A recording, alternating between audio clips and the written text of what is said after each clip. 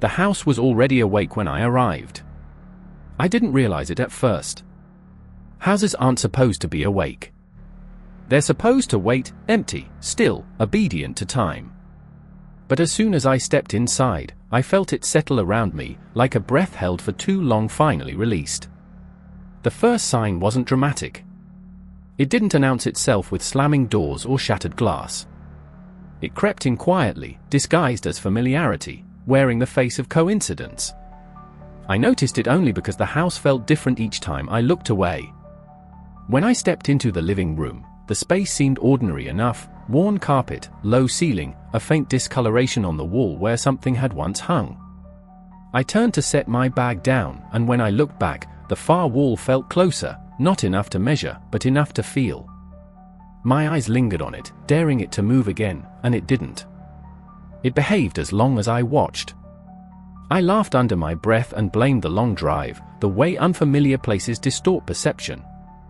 Still, I paced the room, counting steps. The numbers came out the same each time, but my chest tightened anyway, like the room was humoring me. The windows rattled softly, though there was no wind outside.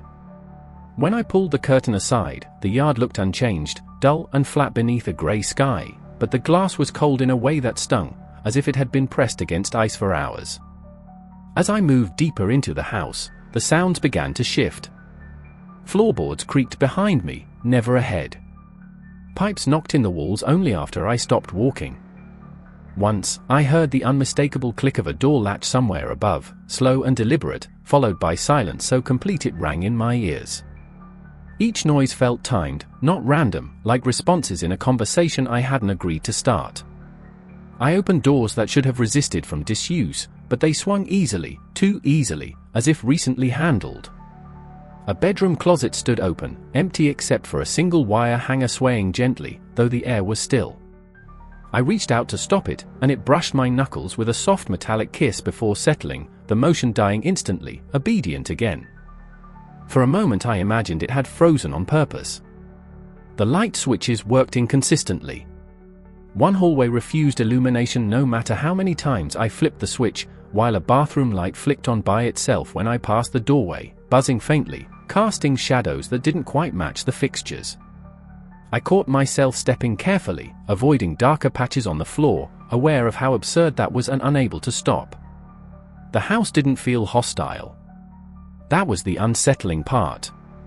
It felt attentive. At one point, I realized I could no longer hear the outside world. No distant cars, no wind, no birds. Just the internal sounds of the house breathing around me, wood expanding, something shifting behind the walls, a low hum that might have been electrical or might have been something else entirely. When I pressed my ear to the wall, the sound stopped, resuming only after I pulled away, louder this time, as if offended. I tried to ground myself by unpacking. Familiar objects should have helped. They didn't. My phone lost signal the moment I set it down, the screen dimming despite a full battery. My watch ticked too loudly, each second stretched thin, and when I removed it and placed it on the dresser, the ticking slowed, then stopped altogether. I stood there staring at it until it resumed on its own, several seconds behind. The house began to rearrange itself in ways small enough to question. A door I was certain I'd closed stood open when I returned.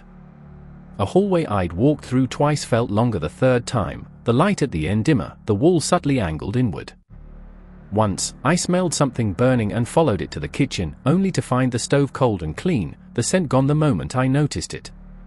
Another time, I thought I heard footsteps matching my own cadence, half a beat behind, stopping when I stopped, continuing when I did. I told myself it was stress. I told myself old houses settle, and sounds carry strangely, and perception is unreliable under unfamiliar conditions. I repeated these explanations like charms, each one less convincing than the last. The truth pressed at the edges of my thoughts, not fully formed, just a sense that the house was doing more than existing.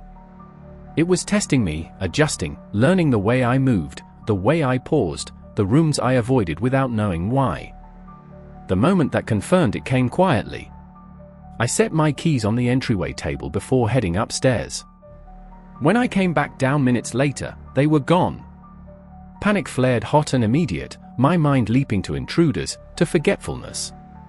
I retraced my steps, heart hammering, until I found them resting neatly on the kitchen counter, aligned carefully beside the sink. I stood there staring at them, aware of how precise their placement was, how deliberate, how considerate. Something in the house shifted then, subtle but unmistakable, like a posture being corrected, a presence settling more comfortably now that it knew where things belonged and where I did too. The voices began as accidents. That was the only way I could justify them at first, brief overlaps of memory and sound, my brain filling empty space with familiar noise. Late at night, when the house sank into its deepest quiet, I would hear someone shifting their weight just outside my bedroom door, the soft scuff of a foot against the floor, followed by a breath that wasn't quite a sigh. When I opened the door, the hallway was empty, stretching away in both directions, dim and patient, as if it had been waiting for me to notice. The next night, I heard my mother's voice call my name from the kitchen. It carried the same tired warmth I remembered from childhood, the same slight hesitation before the last syllable. My chest tightened before I could stop it. I stood frozen at the top of the stairs, listening. She called again, closer this time, and something about it felt off, like a recording played at the wrong speed. I answered before thinking, my voice sounding too loud, too sharp in the stillness. The reply came immediately, overlapping my words, repeating my name again, mispronounced by a fraction, the emphasis wrong. I didn't go downstairs. After that, the voices grew bolder. They learned the sounds of familiarity quickly, cycling through them as if testing which ones would draw me out. A friend laughing softly from the guest room. A neighbor clearing their throat just outside the front door. Once, I heard my own voice humming tunelessly from the bathroom while I stood in the kitchen, hands gripping the counter hard enough to ache. Each time, the voice sounded close enough to touch, but when I followed, the room was always empty, the sound cutting off the moment I crossed the threshold. What disturbed me most wasn't the imitation, but the mistakes. The voices knew the tones, the rhythms, the emotional weight behind the sounds, but they stumbled over details. Names were wrong or slightly rearranged. Familiar phrases ended with words that didn't belong. My sister's voice once asked me if I remembered the lake behind our childhood home, though there had never been a lake, just dry fields and a rusted fence. When I didn't answer, the voice repeated the question, slower, as if correcting itself. The house amplified everything. Voices traveled through vents and walls, slipping under doors, emerging from places too small to hold a person. I heard whispering from inside the coat closet, a low murmuring that rose and fell like a private conversation. When I opened the door, the coats hung motionless, their sleeves brushing together faintly, the whispering gone but the sense of being overheard lingering, heavy in the air. I started leaving lights on at night, though it didn't help. The voices didn't belong to the dark. They belonged to the house itself, embedded in the walls, in the floors, in the hollow spaces where sound pooled and waited. Sometimes they came all at once, overlapping and tangled, a chorus of half-remembered people calling out in confusion or concern, filling every room until I had to clamp my hands over my ears. Other times, a single voice would speak from directly behind me, so close I could feel the imagined warmth of breath against my neck, saying nothing at all, just existing there until I turned and found myself alone. Sleep became dangerous. I would wake to murmuring at the foot of my bed, the mattress dipping slightly as if someone had sat down. Once, I felt fingers brush my ankle, gentle and exploratory, while a voice whispered my name in a tone that suggested relief, like it had finally found me. I bolted upright, heart pounding, the room empty and silent, but the indentation on the mattress remained for several seconds before slowly smoothing itself out. The realization crept in gradually, unwelcome but undeniable. The voices weren't random. They followed patterns. They appeared more often in rooms I spent the most time in, growing clearer, more confident with each repetition. When I spoke aloud, even just to reassure myself, the voices echoed fragments back hours later, mimicking my inflections imperfectly, as if practicing. I stopped talking to myself. I stopped answering. The house didn't seem to mind. It continued anyway. One evening, as I stood in the hallway listening to a voice that sounded like a stranger attempting kindness, I noticed something that made my skin prickle. The voice wasn't coming from a single direction. It was everywhere at once, layered and diffuse, as though the walls themselves were speaking, vibrating faintly with each syllable. I pressed my palm against the wallpaper and felt a subtle tremor beneath it, synchronized with the sound. That was when the voice said my name correctly for the first time. It paused afterward, as if waiting for approval, for confirmation that it had finally learned something important, and in that pause, I understood that the house wasn't just repeating what it heard. It was paying attention, refining, adapting, building something out of the fragments of voices it collected, and it was no longer content to guess who I was supposed to be. I decided to leave the morning I realized the windows no longer showed the same sky at the same time. From the bedroom, the clouds were low and bruised purple, heavy with rain. In the kitchen, sunlight spilled across the counter in pale stripes, dust floating lazily in the air.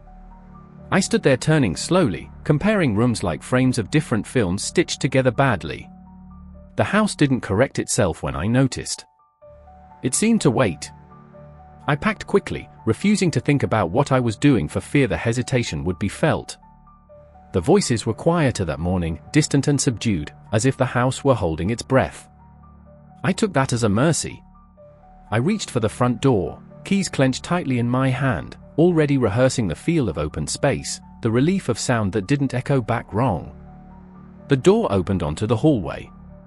I stared at it, confused, then stepped back and tried again. Same result.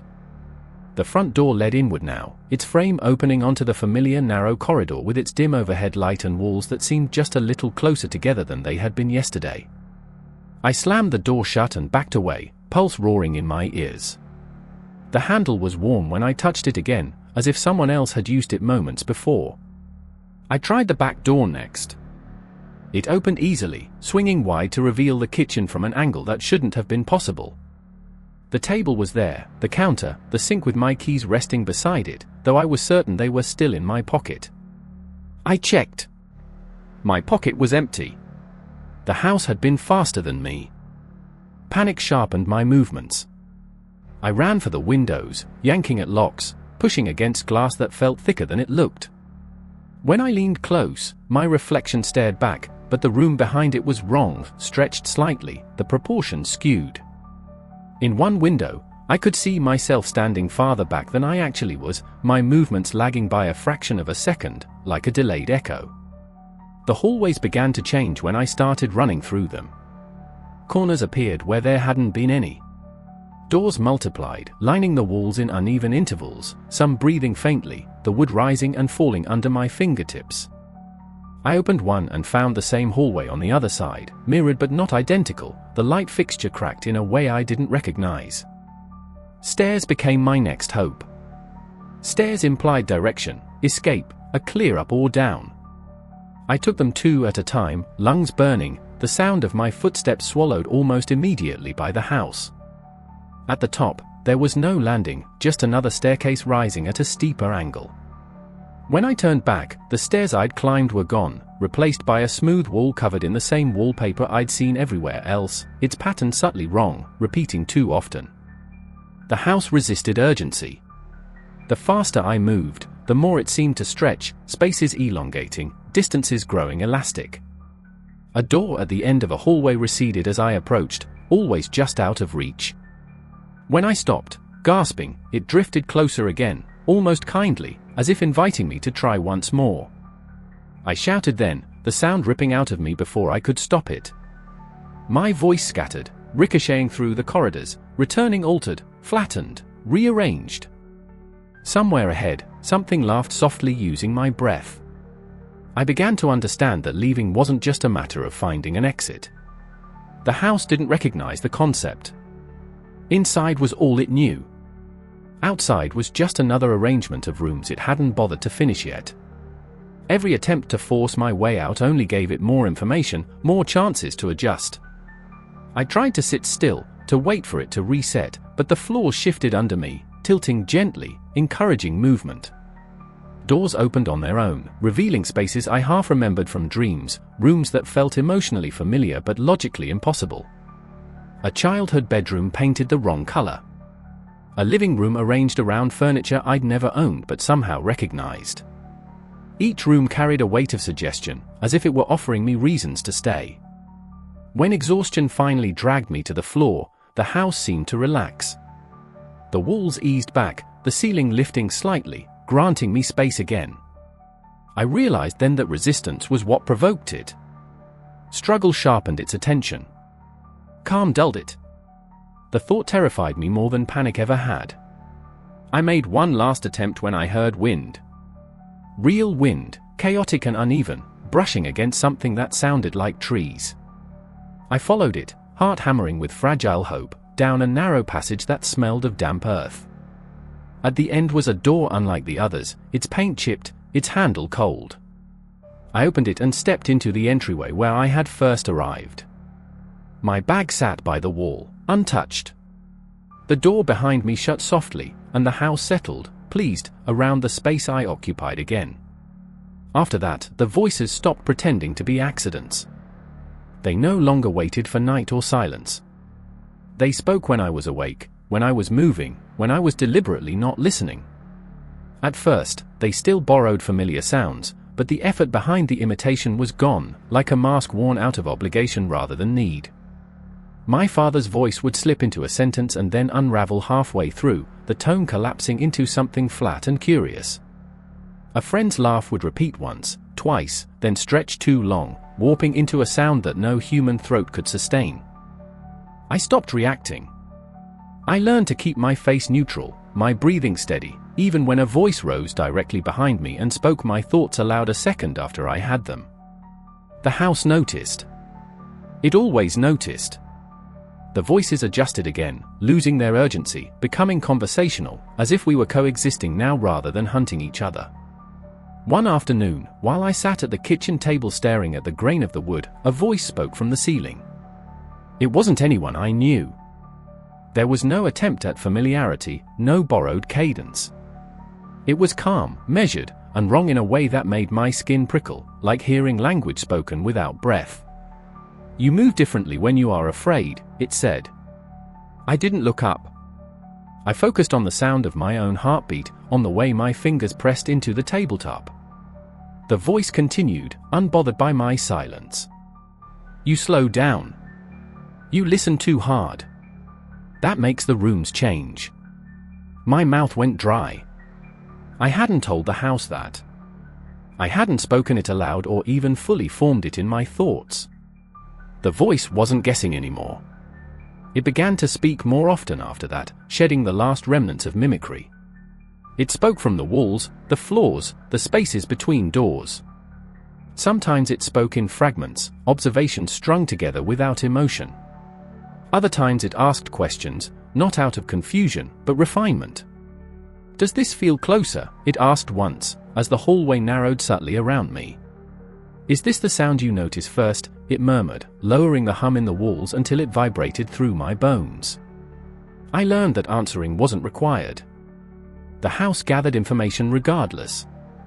When I refused to respond, it watched how my body reacted instead. It learned which rooms made me uneasy, which memories made my pulse spike. It rearranged itself to test those reactions again, repeating them with small variations, like an experiment edging toward a conclusion. The voice started using words like we.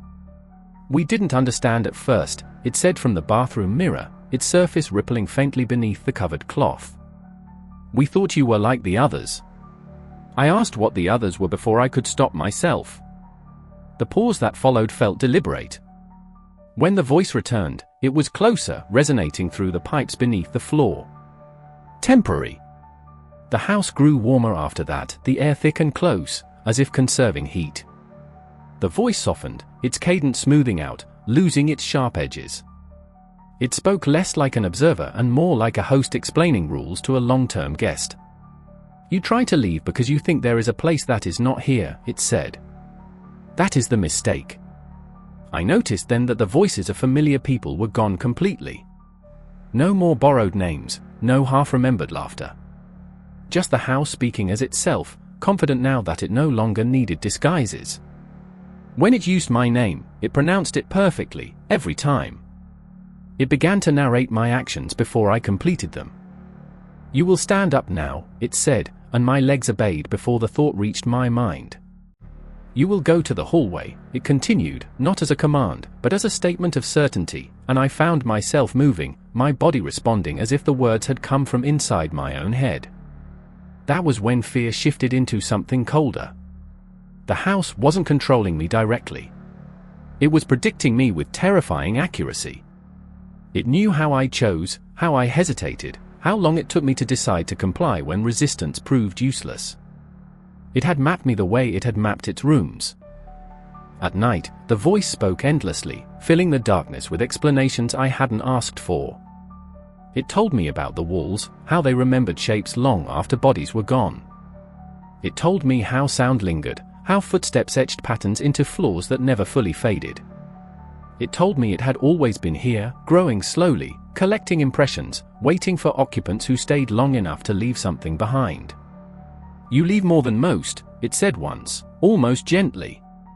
I began to feel it then, the subtle pressure of attention, not focused on my movements but on my presence itself, like a weight resting against my thoughts. When I tried to imagine a world beyond the house, the image slipped, details blurring, replaced by rooms I knew too well.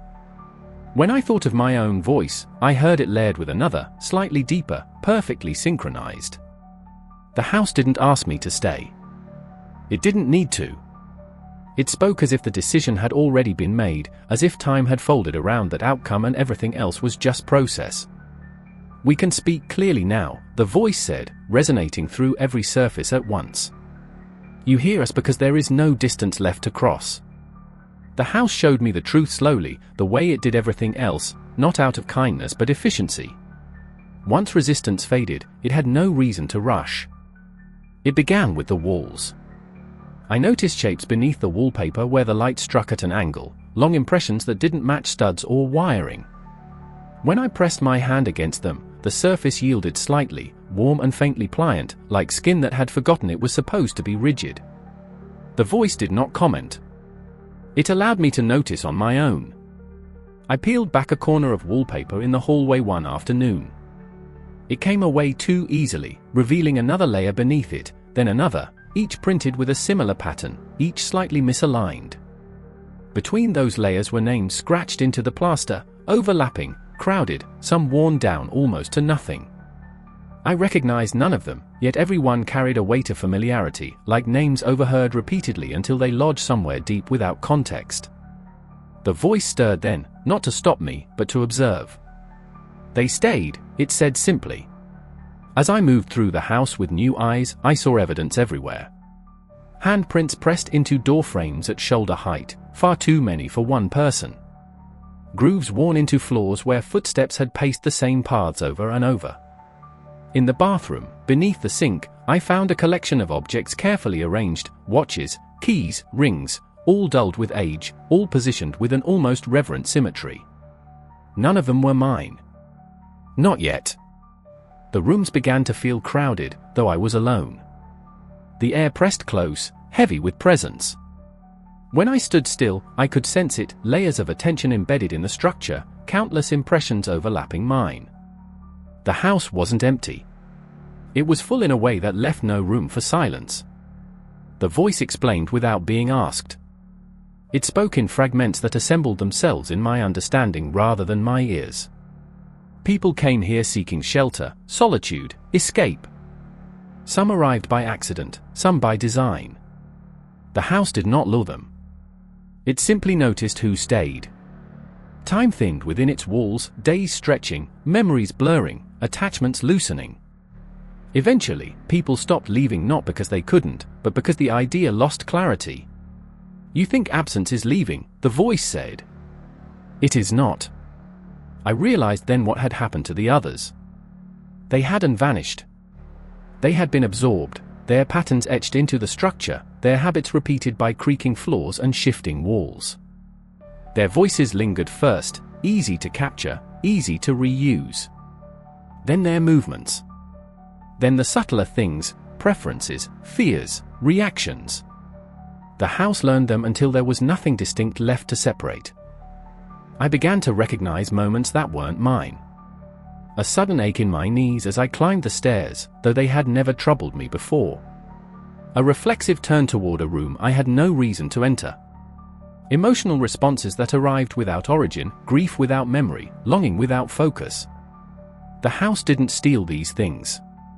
It shared them, layering its occupants together until individuality thinned into texture. When I slept, I dreamed rooms I had never seen awake, furnished with lives that weren't mine.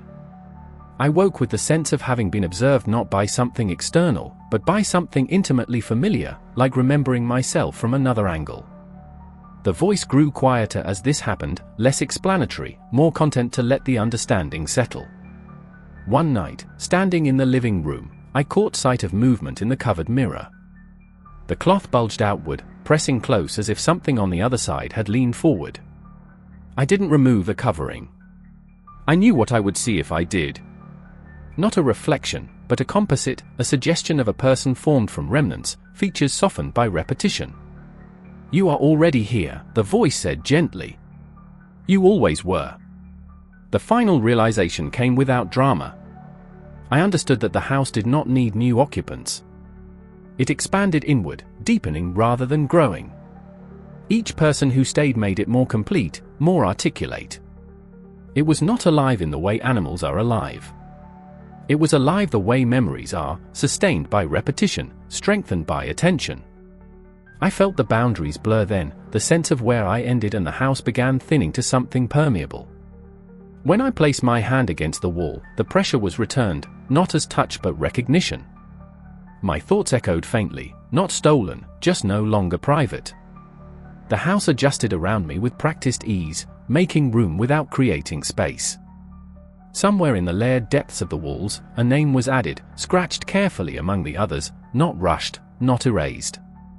The house settled into a new balance, and for the first time since I arrived, everything felt still, as if nothing else needed to happen anymore.